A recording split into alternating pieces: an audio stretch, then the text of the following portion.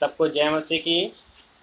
मैं robin P चरण परमेश्वर की हुजूरी में आप सबका स्वागत करता हूं और मैं परमेश्वर का बहुताई से धन्यवाद देता हूं कि परमेश्वर ने मुझे ये मौका दिया कि मैं आप लोगों के बीच में आ सकूं परमेश्वर के वचन को लेके। इसके लिए मैं परमेश्वर का बहुताई से धन्यवाद देता हूं। और मेरे प्रियो, आइए हम लोग प्रार्थना में चलेंगे, फिर उसके बाद गीत में जाएंगे, उसके बाद फिर वचन में चलेंगे। आइए हम लोग प्रार्थना में चलें। पकड़े रहना। धन्यवाद धन्यवाद धन्यवाद, आदर स्तुति की हो प्रभु जी। हम बड़ी नम्रता और दीनता के साथ आपके चरणों में आते हैं प्रभु जी। इस वक्त हम धन्यवाद देते हैं प्रभु जी आपके लिए प्रभु जी कि आपने पूरी रात हमें अच्छी नींद सुलाई और सुबह की रोशनी दिखाई प्रभु जी, और जिसमें हम सभी लोग बैठ के आपके नाम से धन्यवाद देने पाए आपके नाम को, और आपके साथ संगति करने वाले बन सकें। इसके लिए आपका धन्यवाद करते हैं बहुत से प्रभु जी। और दुआ करते हैं प्रभु जी, यहाँ पे जो गीत गाए जाते हैं, वचन पढ़े जाते हैं प्रभु जी, वो आपको पसंद आए, और आज के वचन के द्वारा प्रभु जी हम सभी अपने जीवनों को बदलने वाले और तैयार करने वाले बन सके प्रभु जी। जितने लोग मुझे स्क्रीन पे देखते हैं प्रभु जी, उन सब के परिवारों पे आपकी आशीष और बरकत वाला हाथ चाहते प्रभु जी। इस कोविड को आपके हाथों में सौंपते प्रभु जी। आपकी मर्जी हो तो इस संसार को छोड़कर ये जाने वाला बन सके प्रभु जी। और प्रभु जी दुआ करते हैं जो इससे पीड़ित लोग उन्हें छुइए, भला चंगा करिए। Doctors, staff nurse, paramedical staff, सबके ऊपर आपकी आशीष और बरकत चाहते प्रभु जी। खासकर दुआ करते हैं उन लोगों के लिए जो आपके नाम में आगे बढ़ रहे हैं प्रभु जी, आपके नाम को जान रहे हैं प्रभु जी, और जहाँ जहाँ आपका प्रचार हो रहा है वहाँ वहाँ आपकी आशीष और प्रेजेंस चाहते प्रभु जी। दया करिए, अनुग्रह करिए प्रभु जी। छोटी सी प्रार्थना आपके बेटे के नाम से मांगते हैं, आमीन। मैं प्रियो, आइए हम लोग परमेश्वर की महिमा के लिए एक गीत को गाएंगे, और गीत के बोल हैं, गिन गिन के स्तुति करूं वे शुमार तेरे कामों के लिए। मैं प्रियो, आज ज़रूरत है कि हम परमेश्वर की महिमा करें। आज चाहे हमारी आवाज़ कैसी भी हो, हमें आवाज़ से लेना देना नहीं है। सिर्फ और सिर्फ हमारी स्तुति आराधना करना सिर्फ और सिर्फ परमेश्वर को पसंद आना चाहिए, ना कि किसी इंसान को। हम किसी इंसान को दिखाकर ना करें, हम परमेश्वर के लिए करें अपनी स्तुति आराधना। आइए हम गीत में जाते हैं।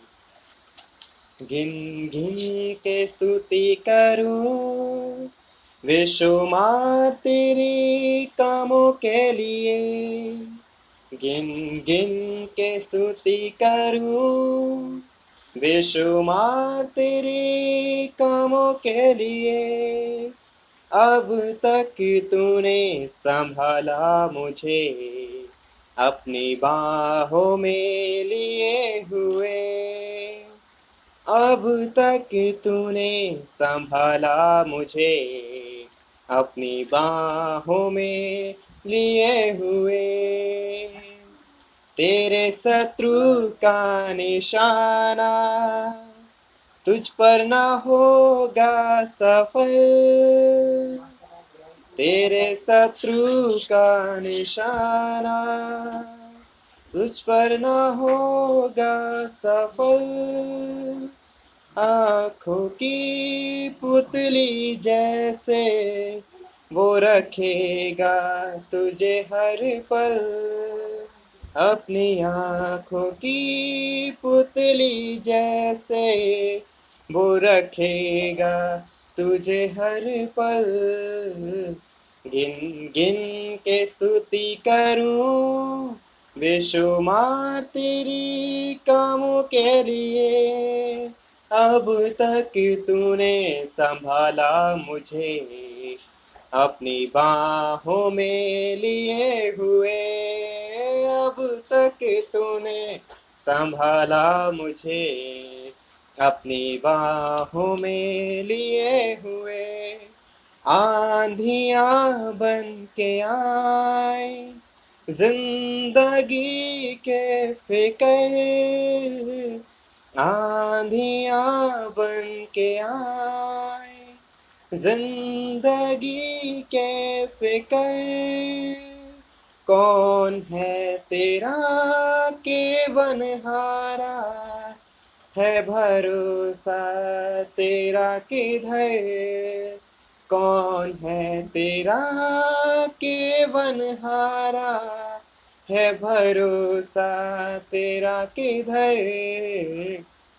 गिन गिन के स्तुति करूं बेशुमार तेरे कामों के लिए, अब तक तूने संभाला मुझे अपनी बाहों में लिए हुए, अब तक तूने संभाला मुझे, अपनी बाहों में लिए हुए।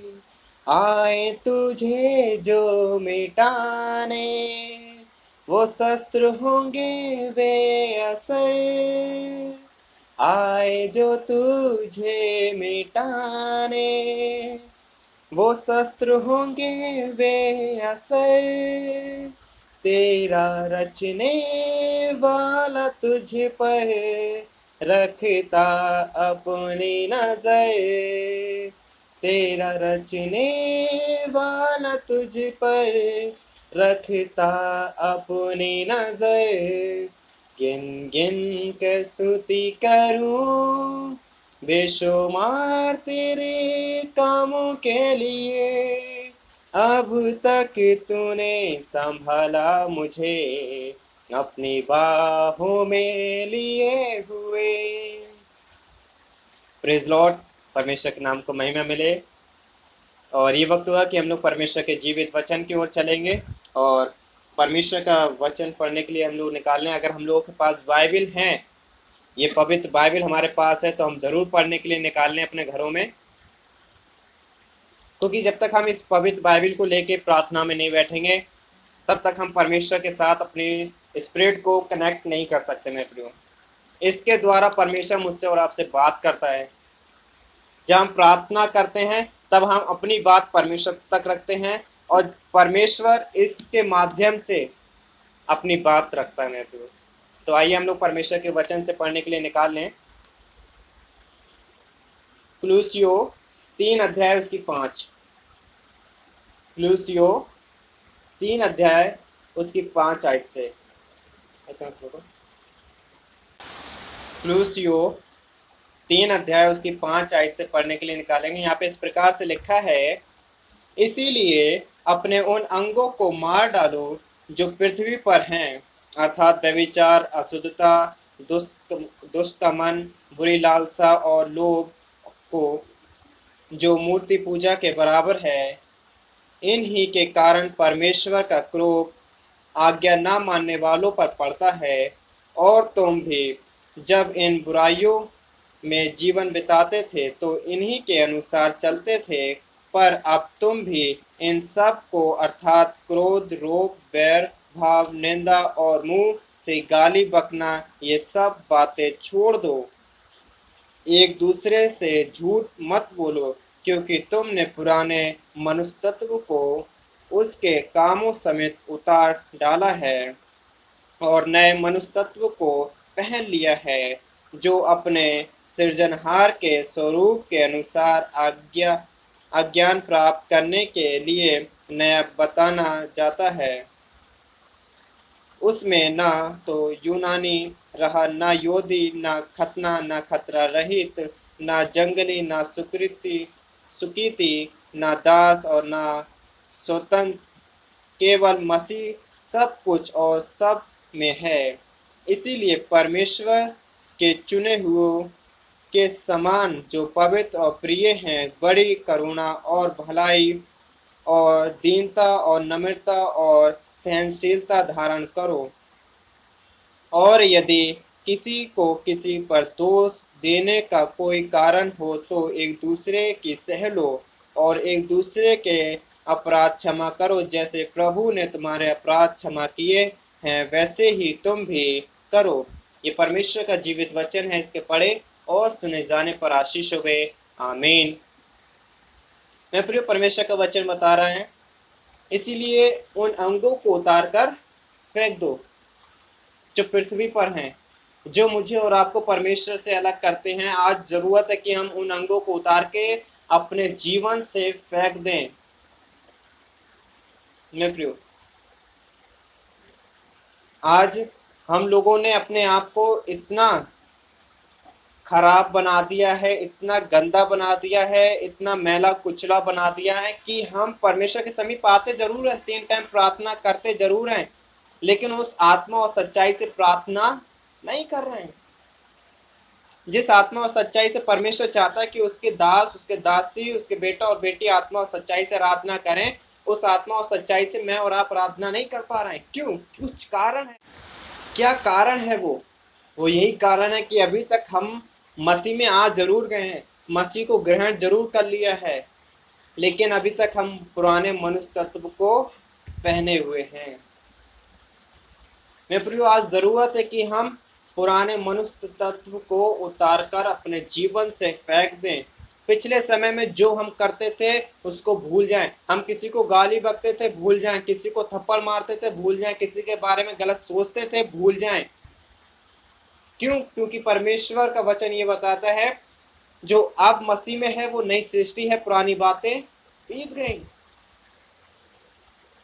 मेरे प्रियो, लेकिन शैतान हमें यही रिपीट कराता कि तुमने पिछले समय में बहुत गुनाह करे, बहुत पाप करे, तुम परमेश्वर के नजदीक नहीं आ सकते हो, मत जाओ परमेश्वर के नजदीक, क्योंकि परमेश्वर का क्रोध तुम पे भड़केगा। शैतान हमें ये कहकर डराता है, और बहुत से लोग हैं उसके चुंगल में आ जाते हैं। मेरे प्रियो, अगर आज उनमें से मैं और आप भी हैं, अभी तक पुराने मनुष्य तत्व को नहीं छोड़ा, परमेश्वर को जानते लेकिन पुराने मनुष्य तत्व को नहीं उतार पा रहे अपने जीवन से, तो शैतान मुझे और आपको भी इस्तेमाल कर रहा है।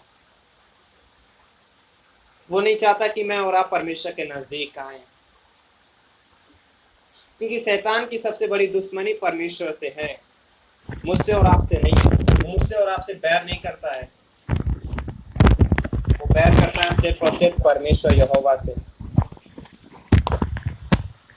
क्योंकि मेरे प्रियो, वो नहीं चाहता कि हम और आप परमेश्वर के नजदीक आए। अनंत जीवन सिर्फ और सिर्फ प्रभु यीशु मसीह दे सकते हैं, और कोई नहीं दे सकता। मेरे प्रियो, आज हम किसी से भी पूछें कि आप कहाँ जाना पसंद करेंगे, स्वर्ग जाना पसंद करेंगे ना, तो 100 में से 99 लोगों का यही जवाब होगा। और मेरा जहां तक सोचना है वहां तक यही रहेगा कि 100 के 100 लोग यही कहेंगे कि हम स्वर्ग जाएंगे। लेकिन मैं उनसे पूछना चाहता हूँ मेरे प्रियो, क्या हमने स्वर्ग जाने की तैयारी कर रखी है? क्या आज हम उन 5 मूर्ख कुमारियों की तरह तो नहीं बने हुए हैं जो अभी तक ये सोच रहे थे कि हाँ हमारी तैयारी है, सो रही है बहुत आराम से। उन्होंने कहा कुप्पियों में तेल है, जब दूल्हा आएगा तभी तेल लेने चले जाएंगे। कहीं आज मैं और आप भी तो ऐसा नहीं सोच रहे कि जब परमेश्वर का आगमन होगा तब परमेश्वर से माफी मांग लूंगा, परमेश्वर से क्षमा मांग लूंगा, परमेश्वर से कहूंगा मुझे साथ ले चल। लेकिन हम परमेश्वर के वचन को पढ़ते, वो 5 कुमारियां यहीं रह गई, और जो 5 समझदार थे जिन्होंने अपने आप को तैयार किया, वो परमेश्वर के साथ जाने वाली बन सकी। Praise Lord. तो आज जरूरत है कि हम लोग उन 5 समझदारों की तरह बने। आज अपने आप को ऐसा ना बनाएं, अपने आप को भूल में ना रखें कि हमारी तैयारी, हम 3 टाइम प्रार्थना करते हैं तो जरूर स्वर्ग में पहुंचेंगे, उपवास करते हैं हम तो जरूर स्वर्ग में पहुंचेंगे, घुटनों के बल प्रार्थना करते हैं, गिड़गिड़ाहट के साथ प्रार्थना करते हैं, जरूर स्वर्ग में पहुंचेंगे। नहीं मेरे प्रियो, ये चीजें हमें स्वर्ग में नहीं पहुंचा सकती। अच्छी बात आप प्रार्थना कर रहे हैं, अच्छी बात आप उपवास कर रहे हैं, लेकिन क्या आप परमेश्वर के वचन को फॉलो कर रहे हैं अपने जीवन में? क्या आप परमेश्वर के वचन को लोगों तक पहुंचा रहे हैं? क्या लोगों को परमेश्वर के नजदीक लेके आ रहे हैं? परमेश्वर ने मुझे और आपको इसी कार्य के लिए संसार में भेजा है कि उन भटके हुए लोगों के लिए और जो अंधकार में पड़े हैं उन लोगों के लिए वहां से निकालकर परमेश्वर के नजदीक लेके आने का मेरा और आपका काम है मेरे प्रियो। क्योंकि ये जीवित वचन सिर्फ मेरे और आपके पास है। आपके रिश्तेदार में, मेरे रिश्तेदार में बहुत से नॉन क्रिश्चियंस हैं जो परमेश्वर को नहीं जानते हैं। आज जरूरत है कि हम उनको परमेश्वर का वचन बताएं। आज ये मेरी और आपकी ड्यूटी है। जितने लोग मुझे सुन रहे हैं, आप क्रिश्चियन सुन रहे हैं, तो उनसे मैं ये कहना चाहूंगा कि आज आपकी भी ड्यूटी है कि आप परमेश्वर के वचन को अपने रिश्तेदारों को जो नहीं जानते उन तक जरूर पहुंचाइए, और अन्य लोगों तक भी परमेश्वर का वचन पहुंचाइए, जिससे कि बहुत सी आत्माएं बचाई जाएं। आज अपनी चिंता मत करिए कि मेरा परिवार बच जाए, मैं बच जाऊं। आज उन लोगों की चिंता करिए जो अंधकार में, जिन्हें शैतान ने जकड़ रखा है जंजीरों में। आज उनको बचाने के बारे में सोचिए। जब आप दूसरों की चिंता करेंगे, परमेश्वर आपकी चिंता करने के लिए बैठा है। मेरे को परख कर देखिए कि यहोवा कैसा भला है। अगर आज हम किसी से झूठ बोल रहे हैं मेरे प्रियो, तो छोड़ दें। हम सोचते हैं अरे छोटा ही सा तो झूठ बोला, अरे मजाक में तो बोल दिया। ये मजाक ही मजाक में शैतान मेरे और आपके जीवनों में एंट्री कर देता है और मुझे और आपको परमेश्वर से दूर करता है मेरे प्रियो। अगर आज हम मजाक मजाक में भी कुछ कर रहे हैं, मत करिए, क्योंकि परमेश्वर नहीं चाहता कि उसके बेटा और बेटी उससे दूर किए जाए। अगर आज हम चाहते हैं कि हम परमेश्वर से आशीषों को पाएं, तो मेरे प्रियो जरूरत है कि हम अपने मुंह से एक एक जो बात निकल रही उसको बहुत सोच और समझ के बोलें। कहीं ये परमेश्वर के विरोध में तो नहीं निकल रही, ये सोच के बोलें मेरे प्रियो। और जैसे कि हम सभी लोग जानते हैं कि बाइबल ऐसा बताती है कि मैं और आप परमेश्वर का मंदिर हैं, जीवित मंदिर है जिसमें परमेश्वर का आत्मा वास करता है मेरे प्रियो। और परमेश्वर के वचन में आगे ये भी लिखा हुआ है, नीचे ही देखेंगे कि जो कोई भी इस मंदिर को नाश करेगा, परमेश्वर उसे नाश करेगा मेरे प्रियो। अगर आज मैं और आप इस मंदिर को नाश कर रहे हैं मेरे प्रियो, सच बताना चाहूंगा, अगर आज मैं और आप इस मंदिर को नाश कर रहे हैं झूठ बोलकर, गलत बात कर कर, गलत सोचकर, गलत देखकर, गलत सुनकर, गलत कामों में हाथ डालकर, गलत जगह पैरों से जाकर मेरे प्रियो, ऐसी कुछ बातें करके जो परमेश्वर की नजर में गलत हैं, उनको कर कर हम इस मंदिर को गंदा कर रहे हैं मेरे प्रियो। और आप और मैं सभी अच्छी तरीके से जानते हैं, जो कोई भी इस मंदिर को गंदा करेगा परमेश्वर उसे नष्ट करेगा।